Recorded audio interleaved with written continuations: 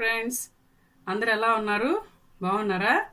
ఈరోజు నేను మీకు ఇంకొక కొత్త రకం వంటకం చూపించబోతున్నానండి. అఫ్ కోర్స్ ఇది అందరికీ మీకు తెలిసిందే, కానీ నేను కొంచెం వెరైటీగా చేయబోతున్నానండి. ఇదేంటో తెలిసిందా అందరికీ? ఎస్, మీ గెస్ రైట్ అండి. ఇదే మజ్జిగ పులుసు అండి. సో ఈరోజు నేను మీకు సొరకాయ మజ్జిగ పులుసు ఎలా ప్రిపేర్ చేసుకోవాలో చూపించబోతున్నాను friends. Let's enter in to the video. అయితే ఇది ప్రిపేర్ చేసుకోవడానికి ముందు మనకి ఒక స్పూన్ పచ్చిశనగపప్పు, ఒక స్పూను కందిపప్పు, కొద్దిగా ధనియాలు, కొద్దిగా ఆవాలు, ఒక 5-6 పచ్చిమిరపకాయలు, 5-6 ఎండుమిరపకాయలు అండి, కొంచెం అల్లం అండి. ఇవన్నీ ఫస్ట్ నానేసుకోవాలండి. మనం ఒక 2 గంటల సేపు అయినా సరే నానేసుకోవాలి. నేను ఇక్కడ ఆల్రెడీ నానబెట్టి పెట్టుకొని ఉన్నానండి. సో ఇది మిక్సీకి వేసేటప్పుడు ఈ పచ్చి కొబ్బరి కూడా కొంచెం యాడ్ చేసి తర్వాత మనం దాన్ని మిక్సీకి వేసుకుందామండి.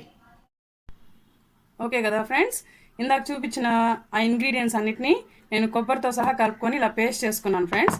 ఇప్పుడు ఈ పేస్ట్ అండి మనం ఏం చేస్తామంటే కొంచెం పల్చటి మజ్జిగలో అండి, ఇలాంటి మజ్జిగలో, ఈ మజ్జిగ ఎలా ఉండాలంటే పుల్లగా కూడా ఉండాలండి, ఉంటే అది టేస్ట్ బాగుంటుందన్నమాట అండి. వేసేసుకున్న తర్వాత ఒక గిన్నెలో నేను ఇందులోనే మజ్జిగ కూడా కలుపుకొని బాగా మిక్స్ చేసేసుకుంటున్నానండి. బాగా ఇలా మిక్స్ చేసేసుకున్న తర్వాత దీన్ని నేను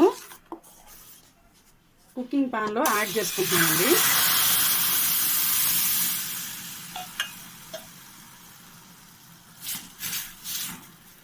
ఇలా బాగా కుకింగ్ ప్యాన్లోకి యాడ్ చేసేసుకున్న తర్వాత ఇందులో మనం సొరకాయ ముక్కలు యాడ్ చేసుకుంటున్నానండి. ఇది ఆల్రెడీ ఉడికిచ్చి పెట్టుకున్నానండి నేను సొరకాయ. ఈ సొరకాయ ముక్కల్ని కూడా నేను ఇందులోనే యాడ్ చేసేసుకుంటున్నానండి. సో సొరకాయ ముక్కలు యాడ్ చేసేసుకున్న తర్వాత అండి ఇందులో పసుపు, నెక్స్ట్ రుచికి సరిపడా ఉప్పు కూడా యాడ్ చేస్తున్నానండి. అంటే నేను ఇందాక పేస్ట్లో కానీ దేంట్లో కానీ నేను ఉప్పు వేయలేదండి, ఓన్లీ సొరకాయ ముక్కల్లో ఒక పించ్ సాల్ట్ వేసి ఉడకబెట్టుకున్నాను.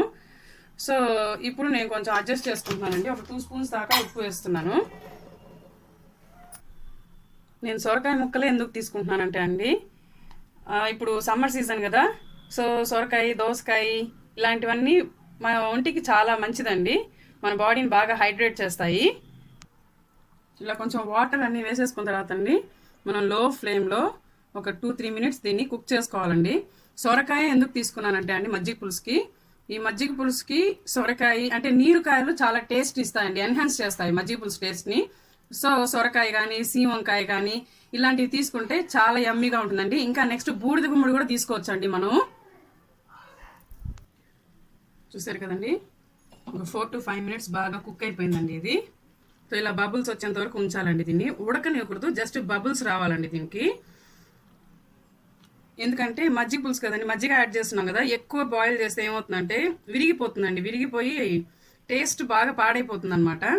సో కాబట్టి ఇలా జస్ట్ ఒక 2-3 ఉడుకులు వచ్చిన తర్వాత మనం ఏం చేయాలంటే ఇంకా స్టవ్ ఆపేసుకోవడం అండి. ఈ కన్సిస్టెన్సీ మీకు చాలలేదు అని అంటే మీరు ఉడికేటప్పుడు కొంచెం వాటర్ కూడా యాడ్ చేసుకోవచ్చండి. ఇలా బాగా ఉడికిన మజ్జిగ పులుసునండి మనం గిన్నెలోకి ట్రాన్స్ఫర్ చేసేసుకుంటున్నానండి. సో ఇంతేనంటే దీనికి లాస్ట్ అండి ఇంకా పోపు పెట్టుకోవాలి.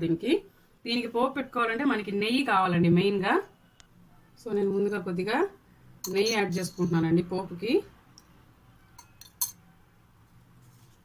యాడ్ చేసుకున్న ఈ నెయ్యిలో అండి నేను కొద్దిగా ఆవాలు, నెక్స్ట్ జీలకర్ర ఇలా ఆవాలు జీలకర్ర చిటపట్లాడేటప్పుడు అండి ఇందులోనే ఒక ఎండుమిరపకాయ అండి, కొద్దిగా కరివేపాకు కూడా వేసుకొని బాగా మిక్స్ చేసుకుంటున్నానండి.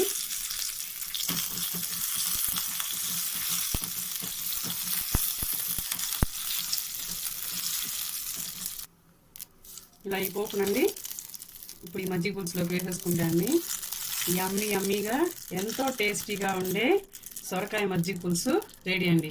మామూలుగా మజ్జిగ పులుసు అంటే ఇక్కడ చాలా మంది అండి శనగపప్పు పిండి ఉంటుంది కదండి, శనగపిండి, ఆ శనగపిండిని మజ్జిగలో కలుపుకొని అలా ఉడకబెట్టుకొని చేసుకుంటుంటారు. కానీ ఈ విధంగా ట్రై చేసి చూడండి ఈసారి, ఎంతో టేస్టీగా ఉండే మజ్జిగ పులుసు మీరే సూపర్ అంటారండి. అసలుకి అంత బాగుంటుంది ఇది, వేడి వేడి అన్నంలోకి అయితే ఇంకా చాలా బాగుంటుందండి. Thank you friends hope you like my video. Please like, share and subscribe చేసుకోండి friends. Thank you. Bye bye.